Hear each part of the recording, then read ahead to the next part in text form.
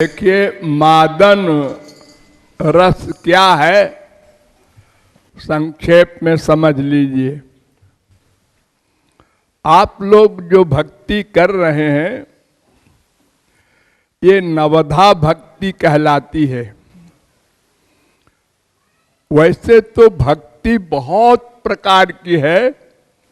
भागवत में 3 प्रकार की भक्ति, 5 प्रकार की, 6 प्रकार की, 7 प्रकार की, 9 प्रकार की, 11, 13, 15, 22, 23, 25 प्रकार की भक्ति बताई गई है। लेकिन वैष्णवाचार्यों ने प्रहलाद की बताई हुई नवधा भक्ति को सर्वश्रेष्ठ माना है।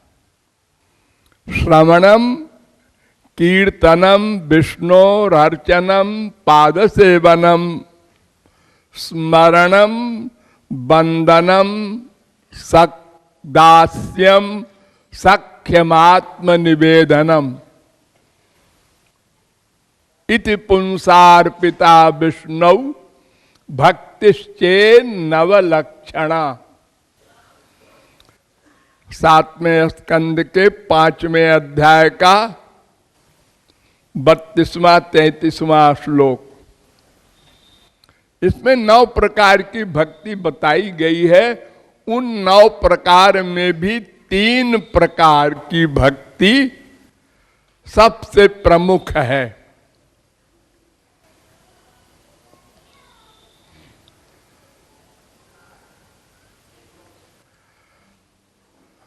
भागवत में सुखदेव परमहंस ने पूछा था, सुखदेव परमहंस से परीक्षित ने पूछा था, यत् श्रोतव्य मथो जप्यम यत् कर्तव्यम नृभिः प्रभो स्मर्तव्यम भजनीयम वा ब्रूहि यद्वा विपर्जयम।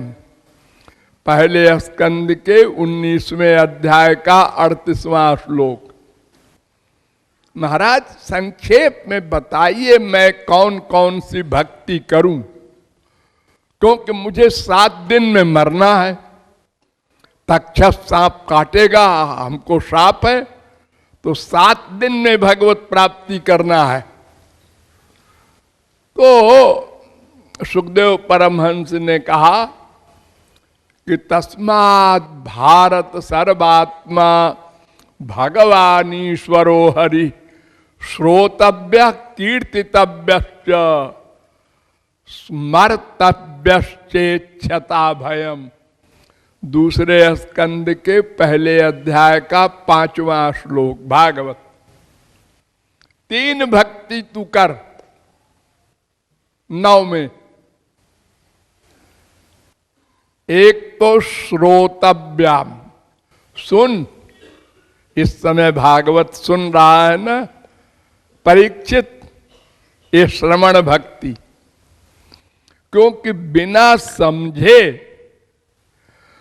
तो आप कुछ भक्ति कर ही नहीं सकते।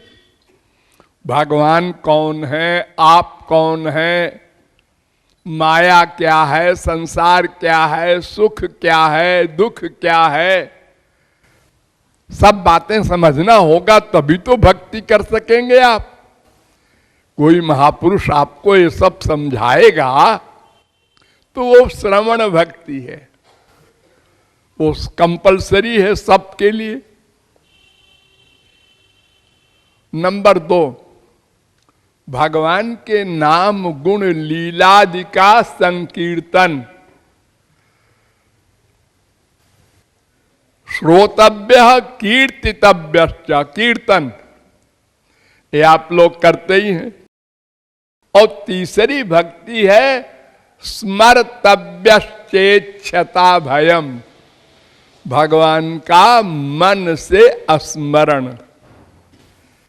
ये जो कृपालु बार बार जोड़ देता है कि ये सबसे प्रमुख भक्ति है, मन से स्मरण।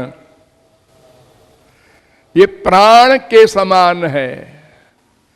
मनेर स्मरण प्राण, ठाकुर महाशय ने कहा था।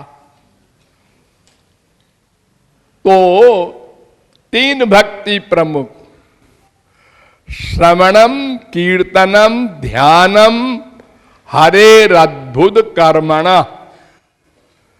11वें स्कंद के तीसरे अध्याय का 27वां श्लोक।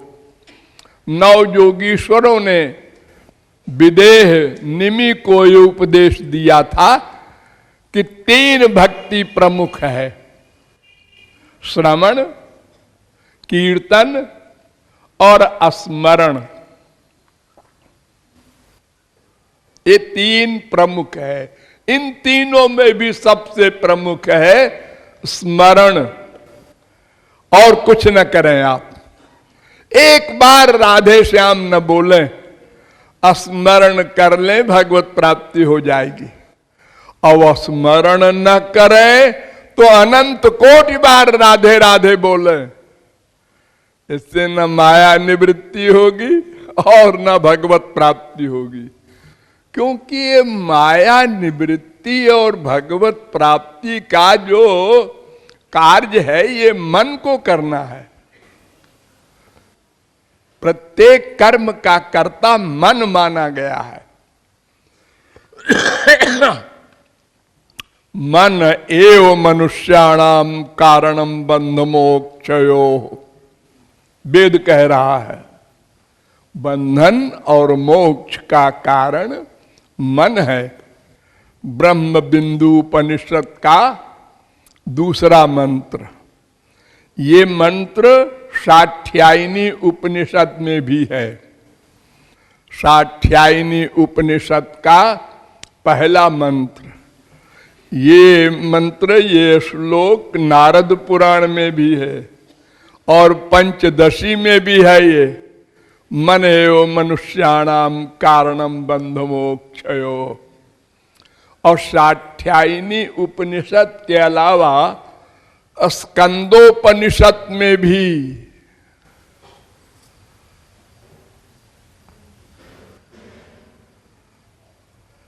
अर्थात केवल मन ही बंधन और मोक्ष का कारण है। ये गांठ बांध लें आप लोग। मन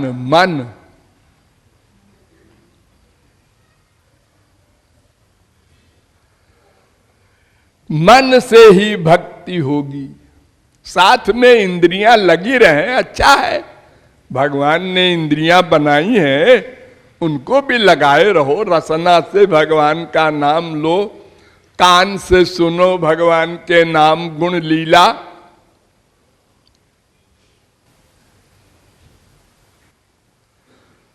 लेकिन सबसे प्रमुख है मन से स्मरण।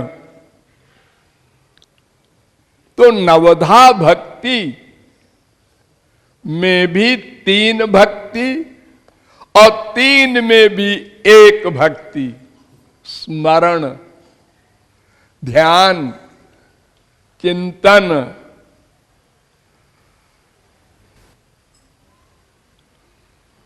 इस पर आप लोग ध्यान नहीं देते। बार बार मैं आप लोगों को हर बार समझाता हूं कि पहले रूप ध्यान बनाओ, उसके बाद भगवान का नाम लो, उनके गुण गाओ। कुछ भी करो, पहले रूप ध्यान बनाओ और जैसी इच्छा हो बना लो। भगवान कहते हैं कि हमारी कोई शर्त नहीं है कि ऐसा ही बनाओ।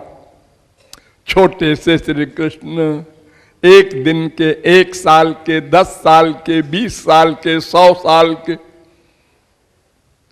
अरे तुम जैसा बनाओगे वैसा वो बन जाएंगे।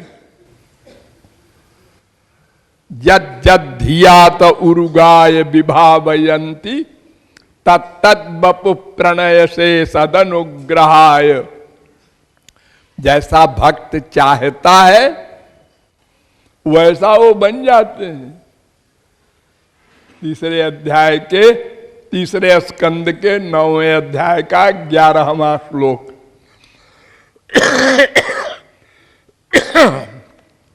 अरे नरसिंह बन जाते हैं, और कौन कहे।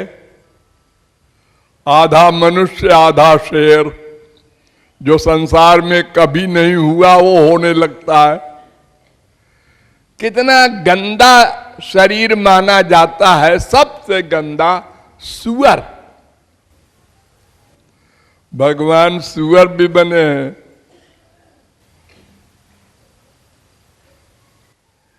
आप लोग क्या किसी को बुराई करते हैं, कहते हैं सुअर कहीं का। अरे सुअर तो भगवान बने। अरे आप जो चाहे बना ले, इतनी कृपा है भगवान की, उन्होंने इतना रियायत इतनी दी है, आप लोगों को ऊपर छोड़ दिया है। रूप ध्यान स्वेच्छापूर्वक। जब अघासुर भगवान में लीन हुआ तो परीक्षित को बड़ा डाउट हुआ। उन्होंने कहा इतना बड़ा पापी, सारे ग्वाल बालों को अपने अंदर कर लिया उसने कि सबको खा जाए इकट्ठा। वो अजगर बना और एक मुंह का होठ नीचे और एक आकाश में। सखाओं ने समझा कोई गुफा है, चलो खेलें इसमें। सारे सखा अंदर घुस गए।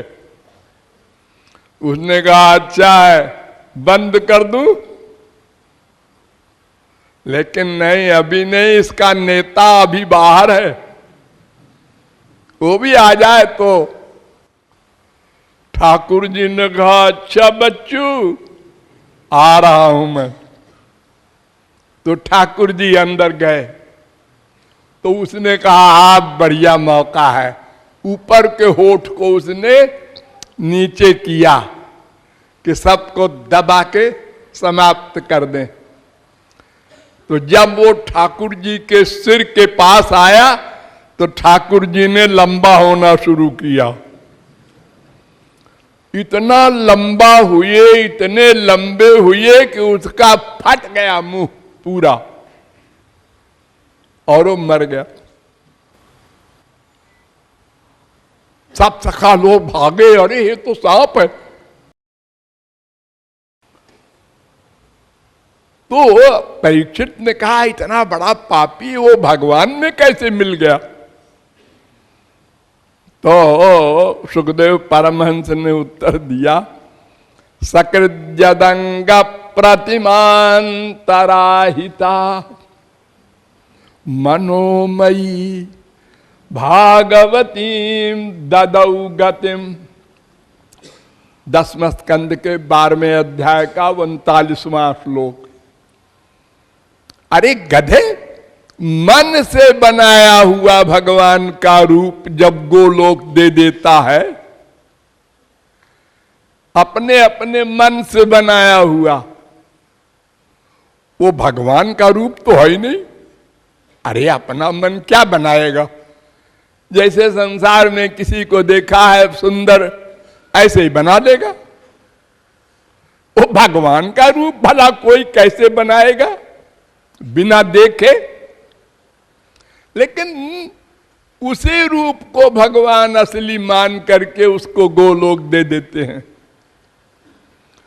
तो जिसके मुंह में साक्षात भगवान चले गए, उसको अगर भगवान की गति मिल गई तो कौन सा आश्चर्य है।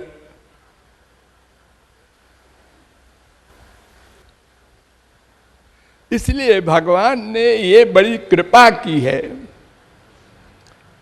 कि तुम जो भी मन से रूप ध्यान बनाओगे, हम असली मान लेंगे।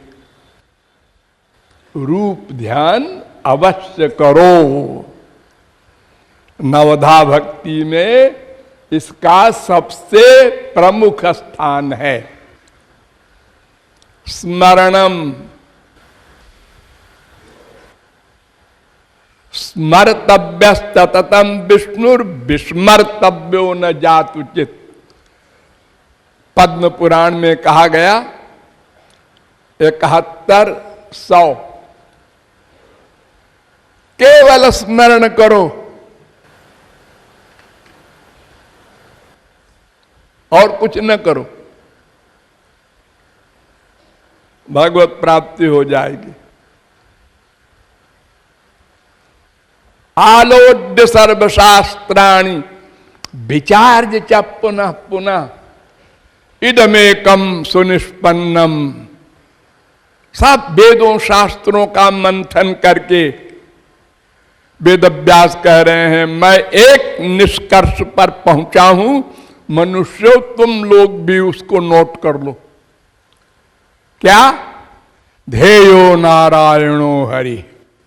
निरंतर भगवान का ध्यान करो, ध्यान बस। और वो भी मनमाना, जैसा तुम्हारे मन को पसंद हो। काले भगवान, गोरे भगवान, मोटे भगवान, छोटे भगवान, लंबे भगवान, बूढ़े भगवान, जवान भगवान, बच्चे भगवान, अपनी इच्छा अनुसार बना लो या बदलते जाओ। जैसे बाल लीला का चिंतन कर रहे हो, पद गा रहे हो, तो छोटे से श्री कृष्ण बना लो। किशोर लीला का पद गा रहे हो तो किशोर उम्र का बना लो। वो सब कुछ बन जाते हैं। त्वम स्त्री, त्वम पुमान, त्वम कुमार उतवा कुमारी, त्वम जीर्णो दंडेन बंचति। श्वेता चतुरोपनिषद 4 अध्याय का 3रा मंत्र। तुम स्त्री भी बन जाते हो, पुरुष भी बन जाते हो, बच्चे भी बन जाते हो, बूढ़े बनकर डंडा लेके चलने लगते हो। हमको जो पसंद हो वो बना ले। शास्त्र वेद में क्या लिखा है ये मत सोचो। अरे किताब में कितना लिखेंगे? हरि अनंत, हरि कथा अनंता। अनंत भगवान के स्वरूप है, अनंत गुण है, अनंत नाम है, अनंत कथा है। रामायण भागवत क्या लिखेगी छोटी सी पुस्तक? ये तो थोड़ा सा एक आधार के लिए संतों ने बना दिया है, इतने ही नहीं है। एक एक क्षण में अनंत अनंत लीलाएं अनंत ब्रह्मांड में हो रही हैं।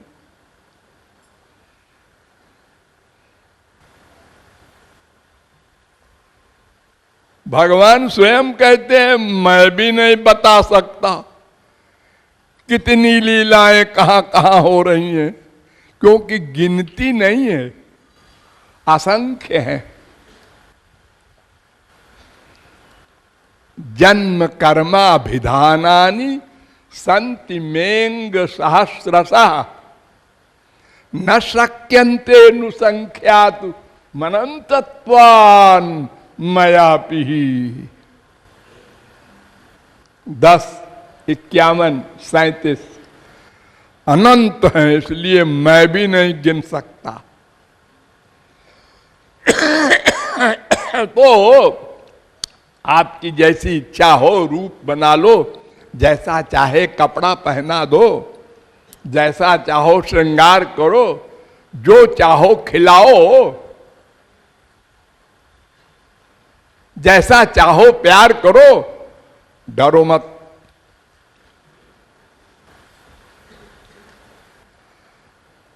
पैंट पहना सकते हैं महाराज जी ठाकुर जी को, वो तो पीतांबर पहनते हैं। अरे गधे, पीतांबर नहीं, वो सब कुछ पहन सकते हैं। अरे अगर आज भगवान का अवतार हो जाए तो आज तो 4 दिन के बच्चे को भी लोग पैंट पहना देते हैं। क्या वो स्कूल जाएगा, कॉलेज जाएगा धोती पहन के? क्या वो क्रिकेट नहीं खेलेगा आज? अरे हमारा बेटा जब बनेगा तो हम जैसा चाहेंगे वैसे कपड़ा पहनाएंगे, जैसा संसार में सब करते हैं ऐसा वो भी करेगा। तो भगवान के लिए कोई बंधन नहीं है कि पीतांबर ही पहनते हैं, नीलांबर पहनना मना है उनको। कौन मना करेगा भगवान को, जब हम ही लोगों को कोई मना नहीं कर सकता। एक आदमी देखो चूड़ीदार पैजामा पहनता है और खुले पैजामा पहनता है, पैंट पहनता है, धोती पहनता है, लुंगी पहनता है, कौन रोकेगा? हमारी जो इच्छा है पहनेंगे, हम अपने मन के मालिक है। देखो रोज स्त्रियां नई नई साड़ी पहनती हैं, आज नीली, आज पीली, आज काली, आओ उसी रंग का पेटीकोट, उसी रंग का ब्लाउज, उसी रंग के भाव कर लेती हैं। अरे अगर बस चले तो मुंह भी बदलती जाए रोज। अमेरिका में यह भी होता है, हाँ, प्लास्टिक सर्जरी होती है, तमाम बदल देते हैं अंग प्रत्यंग। तो हम भगवान के विषय में कुछ न सोचें कि ये भागवत में लिखा है, रामायण में लिखा है, लिखा पिखा हुआ करे। हमारी जो इच्छा वैसा हम कपड़ा पहनाएंगे,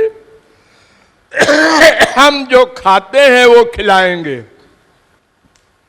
मक्खन मिश्री का जमाना गया, हम तो चाय और डबल रोटी खिलाएंगे।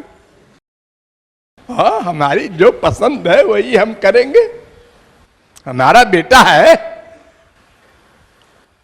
इसलिए इतनी बड़ी रियायत भगवान ने दे दी है, तुम सोचो मत कुछ कि हम बेपढ़े लिखे हैं, हमको तो क्या पता नहीं है वेद में क्या लिखा है, भागवत में क्या लिखा है।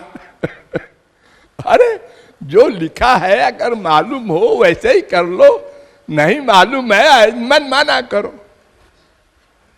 भगवान तो बड़े प्रसन्न होंगे भोलेपन से, भोलेपन से। एक पंडित जी थे, उनके यहां तमाम ठाकुर जी की मूर्तियां थी, हनुमान जी भी थे, गणेश जी भी थे, शंकर जी भी थे, राम जी भी थे, श्री कृष्ण की भी मूर्ति थी। आजकल मंदिरों में रिवाज है, सबकी मूर्ति रखते हैं कि जो जिसका भक्त होगा आएगा, आपन चढ़ावा अच्छा मिलेगा। एक ही मूर्ति रखो तो वो एक ही मूर्ति का उपासक आएगा, दूसरा वाला आएगा नहीं। तो पंडित जी को कहीं जाना था, तो एक छोटा सा बच्चा था 5-6 साल का, उनके पास रहता था। तो पंडित जी ने कहा, देखो बेटा मैं जा रहा हूं 1-आध महीने के लिए, तो तुम ये सब संभाल लेना, पूजा उजा जो हम करते हैं, और देखो नहा करके पूजा करना और भोग लगा के तब खाना, ऐसे ही नहीं खा लेना। ने कहा ठीक है। तो और नहा वहा के उसने चंदन मंदन लगाया और उसके बाद रोटी बनाया, बना करके और सबके सामने रख दिया और कहा खाओ। अब भला मूर्ति क्या खाती? अब वो कह रहे हमारे पंडित जी नाराज हो जाएंगे, हमको निकाल देंगे घर से, खाते क्यों नहीं हो? वो भोला बालक, अच्छा हम भी नहीं खाएंगे, जाओ।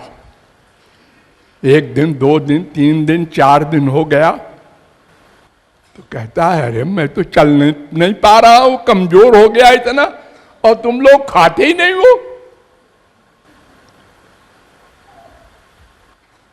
तो उसने डंडा उठाया, एक मोटा सा डंडा, और कहा खाते हो कि ढूंढ दे।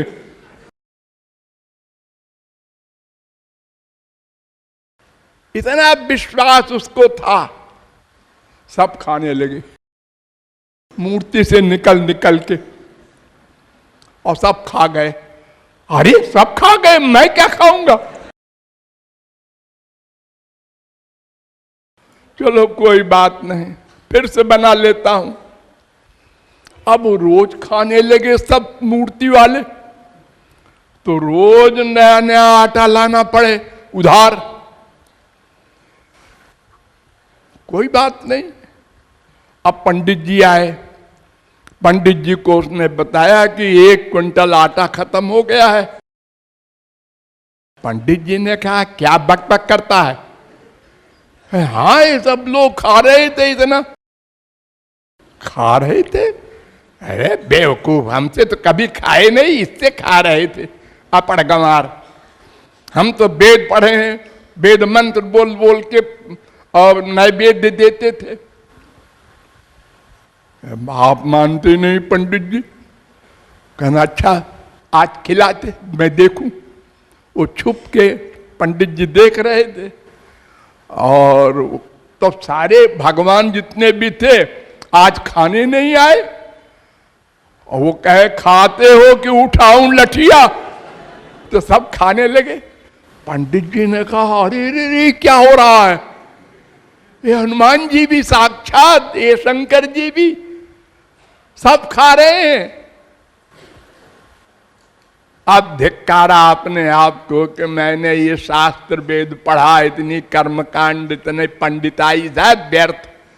ये भोला भाला बालक, इसके भोलेपन से भगवान इतने प्रसन्न हो गए। जट्टा धन्ना जाट का भी आप लोग, तमाम भक्तों का इतिहास आप लोग सुनते हैं जो भोले भाले थे, उनसे जल्दी भगवान प्रसन्न होते हैं। यश्च मूढ़ तमो लोके यश्च बुद्धे परंगता। या तो घोर मूर्ख हो कि गुरु की बात पर 100% विश्वास, बुद्धि न लगावे, और या तो इतना बड़ा विद्वान हो, शास्त्र वेद से परे हो जाए। इन दोनों का उद्धार हो सकता है, और नहीं तो लिटिल नॉलेज इज डेंजरस। जो थोड़ी थोड़ी नॉलेज वाले होते हैं ना, थोड़ी गीता पढ़ लिया, थोड़ा रामायण पढ़ लिया, थोड़ा मैं जानता हूं सब, उनका कभी उद्धार नहीं होता, अहंकार बढ़ा लेते हैं। तो भगवान को पाने के लिए भोलापन और रूप ध्यान परमावश्यक है।